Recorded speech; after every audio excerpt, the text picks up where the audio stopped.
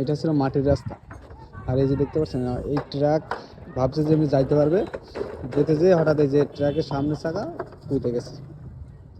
তো কি একটা সমস্যা দেখেন। আর এই ব্রিজটার কাজ এখনো পর্যন্ত শুরু হলো না, প্রশাসনের উদ্যোগ কোনো কিছুই দেখলাম না। সো আপনার ভিডিওটা আবার একটু শেয়ার করবেন সবাই, যাতে প্রশাসন পর্যন্ত এই ভিডিওটা আবারও যায়। আসসালামু আলাইকুম ভিউয়ার্স, আজকে আসছি আমি এই যে আমারও সেই ইসলামপুর ব্রিজের উপরে দেখতে পাচ্ছেন। আর এর ভিতরে এই যে ট্র্যাকটা এখানে যাতে যেতে পড়ে গেছে।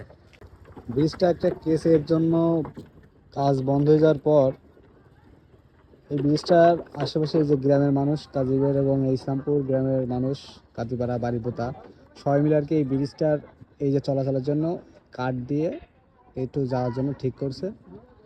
আর কিছুদিন আগে এই পাশে একটা মাটির রাস্তা ছিল, এই যে এটা ছিল মাটির রাস্তা। আর এই যে দেখতে পাচ্ছেন এই ট্রাক ভাবছে যে এমনি যাইতে পারবে, যেতে যেয়ে হঠাৎ এই যে ট্রাকের সামনে চাকা উঠে গেছে। তো কি একটা সমস্যা দেখেন। আর এই ব্রিজটার কাজ এখনো পর্যন্ত শুরু হলো না। আর সাধারণ মানুষ এইভাবে চলাচল করতেছে, প্রচুর সমস্যার মধ্যে দিয়ে যাচ্ছে। কিছুদিন আগে একটা ভিডিও করছিলাম, সেই ভিডিওর মাধ্যমে আর কি বলছিলাম, কিন্তু কোনো কাজ হলো না।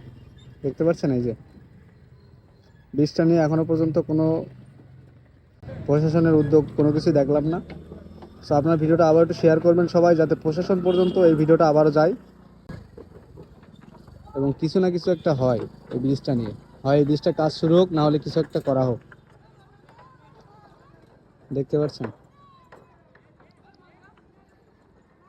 সাধারণ মানুষের খুবই দুর্গতি।